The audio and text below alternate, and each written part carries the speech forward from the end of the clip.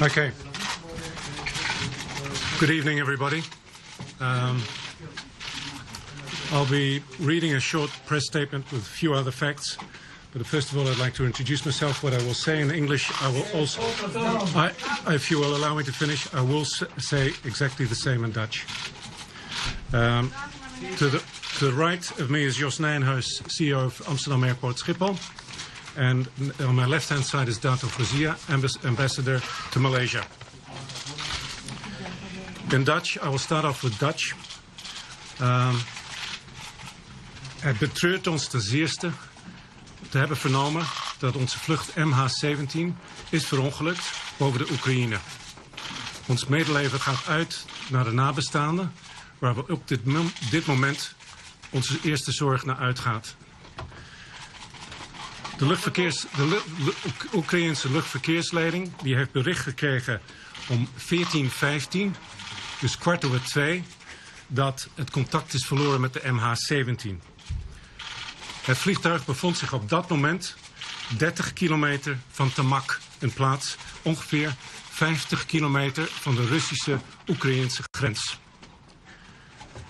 Vlucht MH17 werd uitgevoerd met een 777-200 Boeing. Vertrok hier om 12:15 lokale tijd van Schiphol. En met bestemming Kuala Lumpur International Airport. De geplande aankomsttijd was om 10 minuten na 6 ochtends de volgende dag. Aan boord zaten 283 passagiers en 15 bemanningsleden.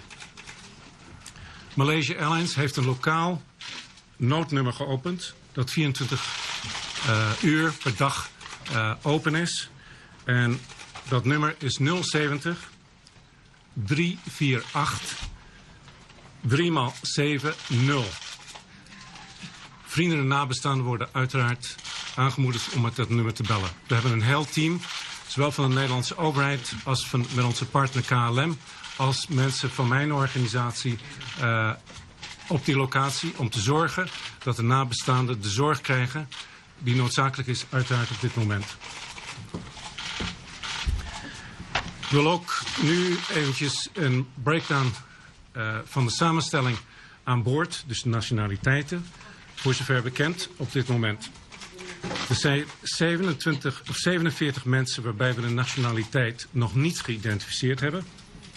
Maar ik kan wel zeggen dat er 154 Nederlanders aan boord zijn. 27 Australiërs. 23 mensen afkomstig uit Maleisië. 11 uit Indonesië. 6 vanuit het Koninkrijk UK. 4 uit Duitsland. 4 uit België. 3 uit de Filipijnen. En 1 Canadees. Dus nogmaals, het restant is nog niet geïdentificeerd ten aanzien van de nationaliteit. De namen zijn wel bekend, vanzelfsprekend. Maar dat geven we niet vrij totdat alle nabestaanden, dat we die hebben bereikt. Nu, onze eerste zorg gaat uiteraard naar de nabestaanden. Dat is onze primaire zorg. Maar uiteraard moeten we zorgen dat de zaak in Kiev, dat we zo snel mogelijk daar naartoe gaan. Het is een ontoegankelijk gebied. Het is ongeveer 500 kilometer van Kiev, waar het vliegtuig neer is gekomen. Er vertrekt een C-47 van ons vanuit Kuala Lumpur om 0200 Zulu, dus 0200 GMT. Vanuit Kuala Lumpur met een heel team aan boord die naar Kiev gaat. Vanaf Kiev gaat er een team van ons, van Malaysia Airlines, die wordt dan vervoerd over de weg, zoals het er nu uitziet, over de weg naar de plaats van het ongeluk. Nu, dat vliegtuig zal vervolgens, maar de tijden zijn nog onbekend, naar Schiphol vliegen, omdat we willen de nabestaanden, als die naar Kiev willen of naar de plaats van het ongeluk, dan zullen wij zorgen dat die mensen daar naartoe gebracht worden. Maar de tijden daarvan is nog onbekend.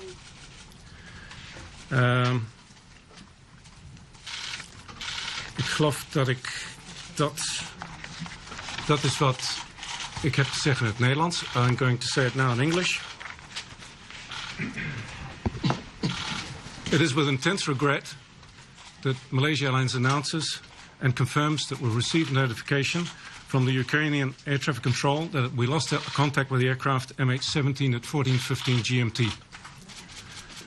At 30 kilometers from a Tamak waypoint. Now, waypoint is a point in the sky which the aircraft operates on the flight to the Far East. It's approximately 50 kilometers from the Russian-Ukrainian border. MH17 operated as a Boeing 777-200. The aircraft departed Amsterdam at 12:15 Amsterdam local time and was estimated to arrive at Kuala Lumpur at 6:10 in the morning local time. The flight was carrying 280 passengers and 15 crew on board. Now, the nationality of the crew are all Malaysian, 15 crew. Complement the 4 flight deck crew, 2 first officers, 2 captains, and 11 cabin crew. All the cabin crew, once again, are Malaysian nationals. We have opened a local contact number here in Amsterdam for the next of kin. That is our main priority at this moment, to look after these people who are suffering at this moment. And that is our greatest attention at this point of time. Hopefully you can appreciate that. The number we've opened here in Amsterdam is, for the international, is +31 70 348 770. Families and next of kin are encouraged to contact that number. We've also got a line, emergency number in Kuala Lumpur, but obviously we prefer to handle it here because of time differences. But obviously in Kuala Lumpur we've got 24-hour emergency response team is 24 hours in operation. Now, just to give you a bit of background on the nationalities, as we know at this point of time, 154 Dutch passengers were on board the aircraft, 27 Australian passengers, 23 Malaysian, 11 Indonesian, 6 from the UK, 4 from Germany, 4 from Belgium, 3 from the Philippines, and 1 Canadian. Now, the rest, we have not yet identified the nationality. We're in the process of verifying the data we've got. Now, the place where the aircraft went down, it's approximately 500 kilometers from Kiev. The indications we've received at this point of time, it's about 7 to 8 hours by road from Kiev to this place. But we're trying to seek alternative means of transportation to get people down there.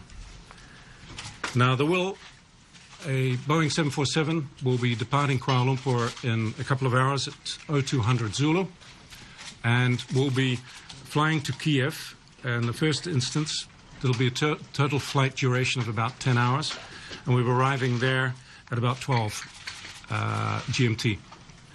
Now, on that aircraft we've got a program within the company which we call a caregivers program, so there'll be a whole team coming in to Kiev and also a team coming into Amsterdam. Because once again, we are sure the aircraft is lost, but now our prime concern is to look after the people and the nabestaanden, the next of kin. That is our main priority. So there will be people coming in from Kuala Lumpur, and they are called caregivers. They will be coming. The aircraft, the 747, will be then routing into Amsterdam, and we will be making arrangements for that aircraft to fly the next of kin who are here, irrespective of nationality, to be transported to bring them to Kiev for those who wish to do so.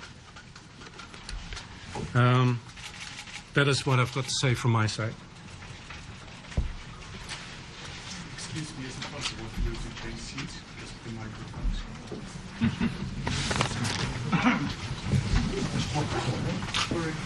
Yeah, my name is Hope Porter, Huibgorter, and I'm Senior Vice President with Malaysia Airlines. Dames en heren, mijn naam is Jos Nijhuis. Ik ben de president-directeur van Schiphol Airport. We zijn zeer geschokt door het nieuws dat vlucht MH17 van Malaysian Airlines op haar weg van Amsterdam naar Kuala Lumpur is verongelukt. We leven mee met het verdriet die de familie en bekenden van de passagiers en crew nu ervaren. En onze gedachten zijn natuurlijk bij hen. We betuigen hen en de medewerkers van Malaysian Airlines ons medeleven en wensen hen heel veel sterkte toe in het dragen van dit verlies. We zullen alles doen wat in ons vermogen ligt om hen op Schiphol zo goed mogelijk op te vangen en te ondersteunen. Dank u wel. En dan in het Engels.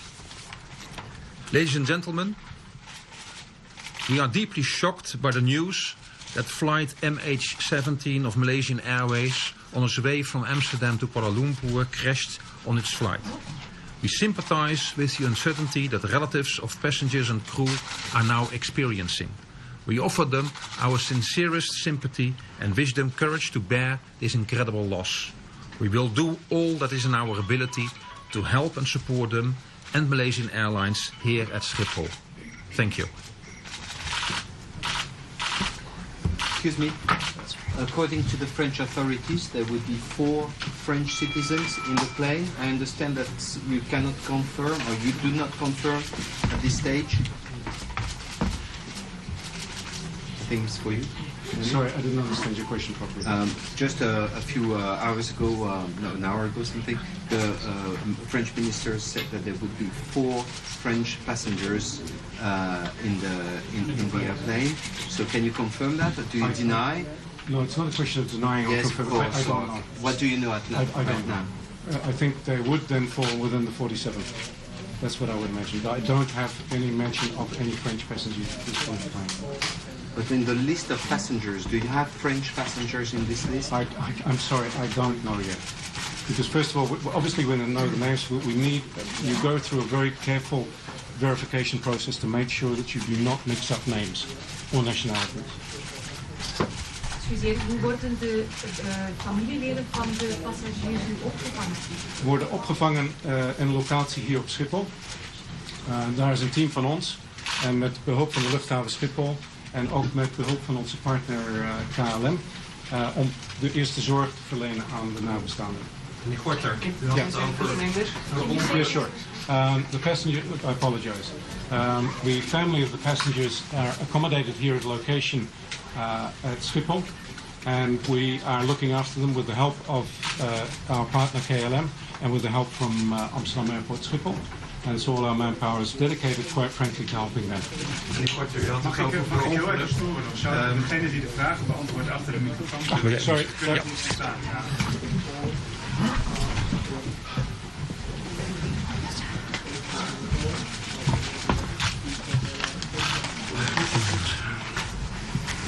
Sorry. U bent live op de NOS televisie. Ja. U had het over voor ongeluk. Gaat u uit van een ongeluk? Wij gaan uit van een ongeluk, ja. Waarop baseert u dat? Dat zijn berichten dat het vliegtuig niet bereikbaar meer is en duidelijk berichten vanuit van Air Traffic Control that we lost the aircraft zijn uiteraard filmmateriaal al over de hele wereld overgaan. Dus ik geloof dat dat een undeniable fact is, dat het inderdaad verongelukt is.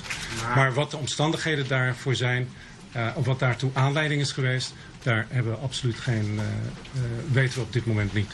Want zou dat een raket kunnen zijn? We weten het gewoon niet. Is het normaal dat een vliegtuig over oorlogsgebied vliegt? Nou, het wordt niet geclassificeerd als in de verkeersleidingstermen als een oorlogsgebied. Dus het is een veilig gebied om over te vliegen, anders zouden we er niet overheen vliegen. En dan krijg je ook geen permissie om een vliegplan op te stellen om over dat gebied te. Dus wat dat betreft is het veilig. Dus er is geen oorlogsgebied voor de luchtvaartsector? Correct. U had het over 47 mensen die geen nationaliteit nog hebben of waarvan die nog niet hebben kunnen vaststellen. Correct. Hoe zit dat precies?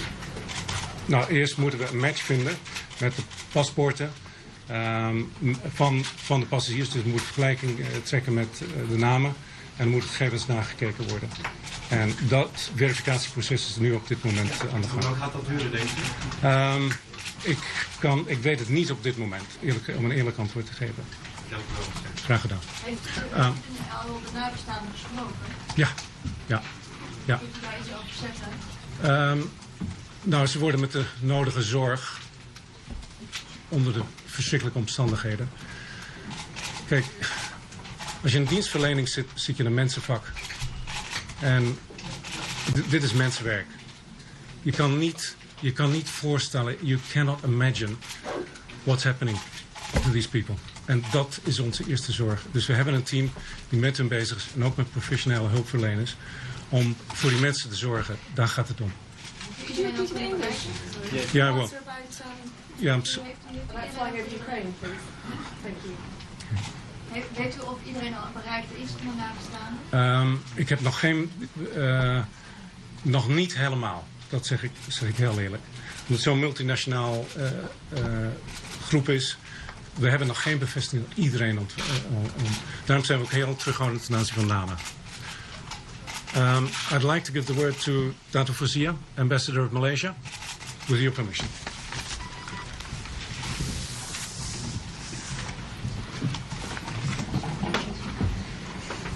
It is with great sympathy that I hear the news about this incident. On behalf of the government of Malaysia here in the Netherlands, I would like to express my condolences, in particular to the Dutch government and the people, for the largest amount of victims in this incident. I would like also to send my condolence and sympathy to all the other nationalities, and I will be meeting the next of kin shortly after this. Just to inform you that the Embassy of Malaysia in The Hague will be open 24 hours. Our operations room are open. In case there are any questions that you might want to ask. With that, I thank you very much. There was one question in English regarding Ukraine. Yes, about whether or not it's routine for flights to be flying over It is. a war zone like Ukraine. Yeah, it is. It is. So notwithstanding what's going on in the Ukraine, but it is classified as a safe airway to fly over.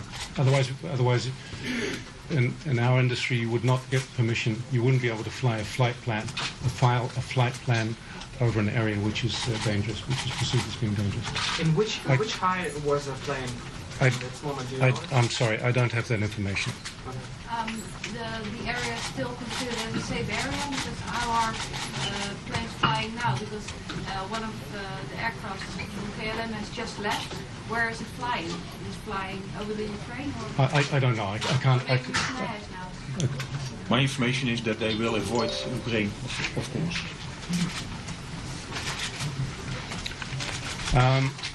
I'm afraid, ladies and gentlemen, I think that's all I've got to say. I can appreciate that you want to hear more, but I'm telling you everything which I know at this moment. And once again, our care is for our passengers, and more importantly is the people who are left behind. So that is my priority. I'll be going with the ambassador to meet the next of kin, because I want to personally meet them and I want to talk to them. And yeah. When will you hold your next press conference? I'm not sure yet. I would like to tell you, but as soon as I've got the facts, more facts that I think need sharing, and I'm sure that will come again, but I don't have an indication at this point of time. Tomorrow morning? I'm not sure, but I would assume so. Okay? Ladies and gentlemen, I'd like to leave it at that. Thank you very much. And thank you very much for coming. Excuse me, one more question. Where exactly can people from Germany, for example, be here? They can go here and about